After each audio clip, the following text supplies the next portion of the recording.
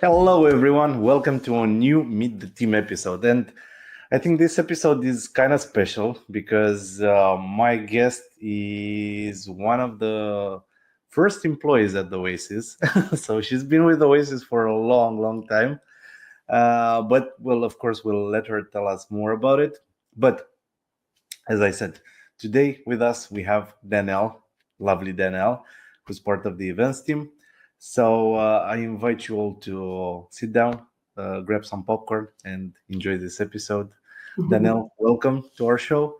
If you would be kind enough to introduce yourself to our community, tell us a bit about yourself and how long you have been with Oasis, because that's Yeah. So my name's Danelle, and I work on the events team with Oasis. But I started with Oasis in the very end of 2018. So pretty much the launch of Oasis, I joined shortly afterwards. So not employee one, but pretty close. So in the beginning, what was your role at Oasis? Because spoiler, she was part of the community team. Some of you OGs in the community might know her from Discord and Telegram. But before that, you were with Labs, right? Yeah. So it's the San Francisco story. I was working in like ops and IT for another company, and it was getting a little weird. So I got recruited from a recruiter, and they're like, "Come join this female-led amazing company. It's in crypto." And I was like, "It's in what?" And then so I joined, and I was really impressed. It was a really interesting place. It had some of the most smartest people I've ever met. Dawn Song is incredible. And so I started working with her as her EA, and then moved into compliance after that. So it was an interesting time. So quite a journey. But how did you find out about Oasis? So when I got recruited, I started looking into it, and I read the white paper. Of course, you have to start there. And then what really intrigued me was the privacy part, like really making sure that we can do on-chain projects privately. And I thought that was just fascinating. And it's not just like a Bitcoin or a Dogecoin. It's actually something that's functional and we really need in the space, and to really capture our own autonomy with our own data and be able to do something with that was just fascinating. So I was just like, this project is amazing. Yeah, especially back in those days when not a lot of projects were focusing on privacy. Mm-mm. Everybody was just excited to build anything on chain. Didn't matter if data was public or not. So this would the whole privacy aspect is what drew you to the project, or were there other Yeah, things that got you interested? 100%. It was privacy and data autonomy. I was just like, Facebook and Meta. I guess it's Meta now. Any company that lets you use their product for free, you are the product, and you have no control over what they do with your data. And so I thought that this was really important to find a way that we can actually gatekeep our own data and decide if a company wants to use it or not. I So agree. And I don't know. I think people just have gotten accustomed to having their data used and stolen, and but that's wrong. And this is what we need to change, and this is what we're trying to change, us and other projects, and in both Web 2 and Web 3. But slowly but surely, I think we'll get there. I agree. So before joining Oasis, what was your background? What were you doing before Web 3? Before everything? Before before tech, I was actually an analytical chemist. So it's kind of a weird transition, but I worked in production labs and for some super fun sites where we were analyzing heavy metals in soil. So I'm a super nerd. But tell us more. Tell us more about that. I'm actually curious. I mean, I know I have heard glimpses from you, but I don't know all the details. So I think our Yeah. community would love to find that out. Okay. So we'll nerd out for a second. Especially in mining industry, there's a lot of contamination. And one of my first big projects was in northern Idaho, working at a Superfund site where they had smelted a lot of silver out of the mines. And then what is left behind in the tailings is a lot of lead. So there was too much lead in the water, too much lead in the dirt.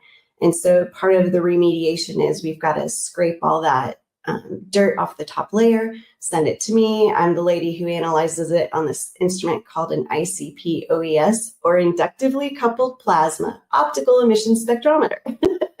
And then that way you know how much lead is left over and if you need to go deeper in the soil or how much more cleanup they need to do in the rivers and stuff like that. So that's that was kind of my job. That sounds fascinating. So are you still passionate about that? Are you doing it in your, I don't know, still doing a bit of research in your free time, or? I do. I just actually got a distillate, basically an organic chemistry distiller. And so, but instead of doing like lead and heavy metals, I'm distilling down more like, there's a lot of lavender and rosemary around here. So just making smells and finding what organic compounds from around me will make really nice smells. So. Oh, nice. So Are we going to see a new perfume brand out of Italy now? I don't think so. Maybe. I don't know. I'm just barely starting. I haven't done too much organic chemistry. Most of it's been, like I said, just like heavy metal research, but we'll see what happens. So, I love everybody at Oasis. I think we're a big family here, and we're all working towards the same goal. But tell us more about your first impressions, both with, I think you got to have first impressions with both labs and foundation. I mean, myself, I have met team members from labs, and they're all wonderful as well. But what were your first impressions during your first meetups with Oasis, both labs and foundation? Both are unique, and the one underlying key factor that unifies everybody at both labs and foundation is they are so smart and so creative and so kind. And you don't usually get that mix everywhere. And it's just pervasive on both sides. Everyone is they're just amazing. I mean, that's the reason I've been here so long, is because I don't want to leave you guys. I love everybody. It's just, and everyone cares. The passion behind data privacy is just, it's pervasive and you can feel it. And that's why I really love everybody. Yeah. I agree. And this is something I always tell my friends, like in this industry, I have met so many incredible individuals and incredibly smart and at the same time, incredibly humble. Yeah. So it doesn't matter that they're billionaires, that they're one of the smartest people in the world. They'll still sit down and talk to you and explain things. And I don't know, I just love everyone. So you were with Labs, then you joined my team. I did. That was great. I had so much fun with the community. Our community is just, they're so nice, and they are the cutest. I know. And now you're with events. Yeah. How did that go? Like, how is the events team, and what are some of the unique challenges you guys have? So the events team is amazing. They are so hardworking, and it's very humbling to be with people who 24/7 are just on. Having said that, there are some super unique challenges with organizing crypto events versus like Web2 events. The first one is that the ecosystem is rapidly evolving. The narratives, projects, and key players can change in a matter of weeks. So we all have to be on top of that. And so that just means that event content has to stay agile and up to date, which again can be, you've got to really be on it. And our team is super on it. There's also super high expectation from the community, the decentralized community. So many of our attendees that come to these events, not only are they just community members, they're also builders and investors and idealists who are super engaged with decentralization and what that means. So we really have to cater to everybody in our audience. And then there's a little balancing act where you've got to keep things professional, but also really keep that grassroots kind of family feel within our events in our community. Another challenge I would have to say is we have a global audience. So we are working across all time zones, all continents, north, south, east, west, everywhere. And so logistics can be a little difficult when you're organizing an event, that's in a different time zone. So sometimes we've got to be up at 2 a.m. to deal with someone's schedule. And then also when we're trying to find venues, again, they're not open until 10 o'clock at night for us. So we've got to stay up and contact them and do the legwork and stuff like that.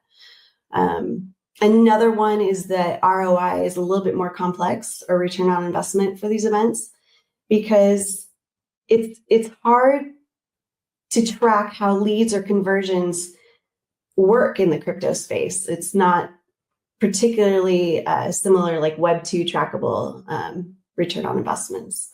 So it's definitely unique there. And then also we have unique venue and format needs. So if everybody at an event is trying to create a wallet or do transactions, you're going to need some Wi-Fi for so many people, and it can't be slow because you'll time out your transactions. So we've got some infrastructure needs that are also unique for crypto events.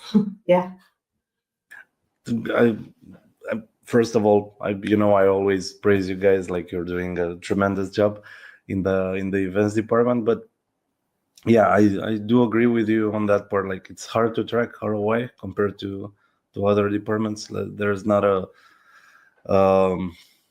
there's no easy way to do it, except hackathons. Maybe like you get submissions for hackathons; those are clear as day. But leads don't always convert immediately. You might have people who attended your event like a year ago or 2 years ago, and they remember and they put you in contact with someone else, or they start a project with Oasis. So, but I think it's important that we do these things, and the more the merrier, right? And this kind of leads up to my next question. What is your opinion on events in Web3? Why do you think they're important for a project? Super important, because crypto is built on community, and you cannot build a community if you're not present.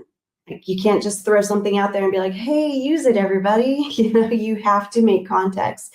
You have to be that in-person anchor so that they see that you're a legitimate project, that you're not just kind of a fly-by-night situation, which can happen sometimes in the space.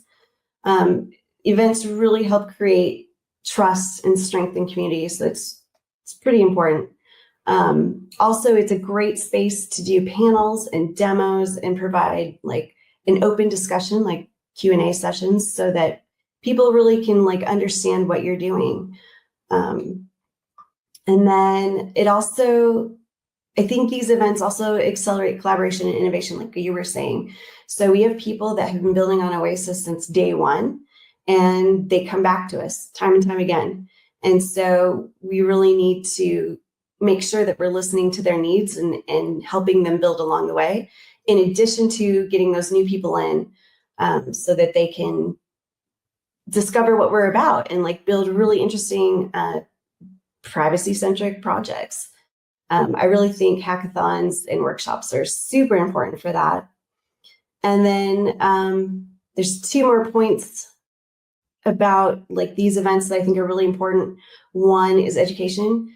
Not a lot of people know, or are like, it's not pervasive yet on how to do a crypto transaction or what it's for, or how do we do this? And so doing these in-person events, like you'll get people that I've had people come up to me and be like, what even is this? And then you start talking and they get really excited. And I think it's really important, that education and onboarding part, especially in person. Another important thing for these events is ecosystem coordination. So a lot of our ecosystem partners come and present, and they're like, this is what we're doing. This is how we're doing it. This is how Oasis fits into our project. And I think that that's super important for everyone to listen to and understand how our ecosystem is evolving and how it works. And I like to kind of think of these little, our events as like summits for decentralization, so that you're really hitting the point, so that decentralized people are like, yes, okay, we know what this is now. And then, and the last one, which is just as important, is the energy.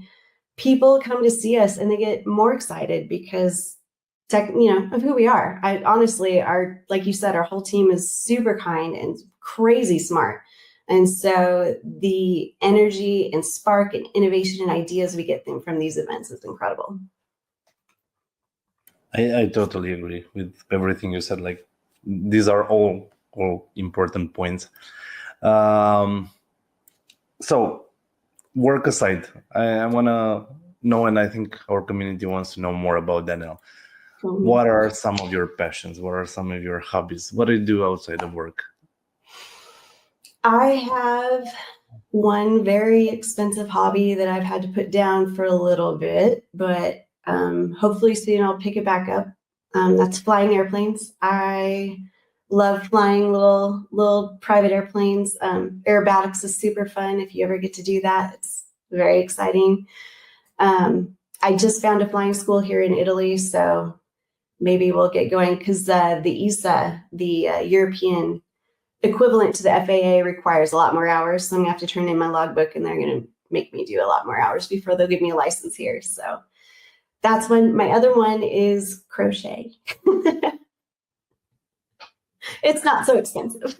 That's a big difference, like flying airplanes. Yeah. Oh, and horses. Horses is also expensive, but I found a friend who lets me play with her horses for free. So. Okay. See, you can do your hobbies on a budget. Yes. But I did promise that if I ever visit you in Italy, I'll let you fly me with an air. Yes. So get your license by then. Okay, will do. Okay, I think this kind of wraps up the main questions. I do have a special section that I do, a flash round with all guests. I have a couple of questions prepared. So do you want to get started? Ready. Okay, let's do it as quickly as possible. Don't think about them. Just give me a straight answer. And we'll start off with the first question. What's your favorite thing about either Italy or Idaho, USA? Oh, so Italy, it's going to be the food and the people, for sure. The people are so incredibly generous. Italy's kind of funny because the people here, I think, have their priorities correct. It's, if you need it, we are there for you. We're going to make it happen. If you want it, it might happen this month, next month. If it's not a need, it's not immediate. So things that in the US that I was used to getting immediately, here, it just, you got to go with the flow. But I think that's the correct way of doing it. If you need it, you got it. If you don't, just, wait longer. The one thing I do miss the most about the United States, in particular Idaho, was I used to go backpacking a lot in the wilderness. And so there's no cell coverage. There's no anything out there. It's completely remote. There's no people. And that's really hard to get here in a very populated area. And so I kind of miss that. But other than that, Italy it's amazing. I know, it's one of my favorite countries. It's where I would move if I would ever relocate from Romania. Italy is a place to be. Okay, next one. Last movie you watched? Oh no, I just watched the new to me anyway, Friday the 13th reboot that was done in 2010. Okay. Yeah. And so it was so campy and hilarious. It was fun. I'm like, I love slasher movies. So. Me too. I think they're funny. All-time favorite song? Oh gosh. What's her name? Betty. Oh no. can't think of her name. I'll have to go to the next song. I like, oh gosh, there's too many. I like Adele. She's great, but there's so many. I don't know. I have to, that one I can't think of the top of my head. Sorry. No worries. Favorite privacy tool? Sapphire. That one's easy. Oasis Sapphire is definitely my favorite. I think it lends so much flexibility to the privacy space. It's pretty amazing. Okay. If you could have any superpower, what would it be and why? If I could have it, understanding everybody, if I could just understand everyone's point of view, I feel like I would just, I'd understand and then could move on. I wouldn't have to think about it. And that way, just if I could just peek into everyone's brain a little bit and see what's going on and just understand where they're coming from, that would be. So you would be Professor X. Yeah, yes. Decentralization or scalability, if you had to pick one, and only one. If I have to pick one, it's going to be decentralization. I think, and the reason is, I think that like all tech, we will get to scalability. The first computer took up a whole room, right? And so, but now it's the size of a small phone. So I think we really need to work on making decentralization work for everyone, and then the scalability will come. Favorite place to visit? So far, I love Lake Blood in Slovenia. Oh my gosh, it reminds me a lot of actually Idaho, but it's just gorgeous. So far, that was my favorite place. Yeah, I think I could agree with you. Like that's paradise. Thailand, second, close second. Okay. Different, but yeah, I agree. Yeah. I do love Bangkok. Would you rather do a workshop with a university group or an online AMA? I think in-person workshops, even if it's a university or just like a hackathon, I think they're so energizing and you just get so many cool ideas. Online AMAs are also neat, but they're two different purposes. So I don't know. I think I really like in-person workshops. Those are great. Favorite book? This one I do know, Smilla's Sense of Snow. I read it every year. It's just a weird little Danish mystery, and it's just cute. I love it. What's the name? Smilla's Sense of Snow by Peter Hug. Okay. I don't even know if I'm saying that right. His last name, because it's the H with the O and the slash through it, E.G. Okay, I'll add it to my list if you think. If you say it's that good and you read it every year, I'll add it to my list as well. Favorite hobby? I mean, we kind of went over that. Yeah. If I had to only pick one, though, it'd be horses. Okay. Nice. Horses are lovely. And last question, favorite conference or hackathon you've attended? ETH Global Hackathons are so cool. I love, my first one was in Singapore, and they spend like 48 hours, no sleeping, nothing. Everyone's there. The energy is raw. Everyone's just hacking away, and they're tired and exhausted, but still super excited, and no one gets cranky. Everyone's just having a great time. It's like a super nerd fest, and I love it. Yeah, honestly, the global hackathons are really, really cool. I've been to two, in Bangkok and in Cannes recently, and both were amazing. The organizer are doing a tremendous job. Okay, that was the flash round, and those were my questions. So that kind of wraps up the episode. Danelle, thank you so much for joining. Thank you so much for doing so many things for Oasis, sticking with us for so long. We all love you. The community loves you.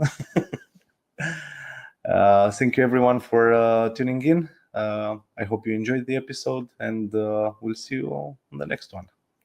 Thanks, everybody. Goodbye. Bye, everyone.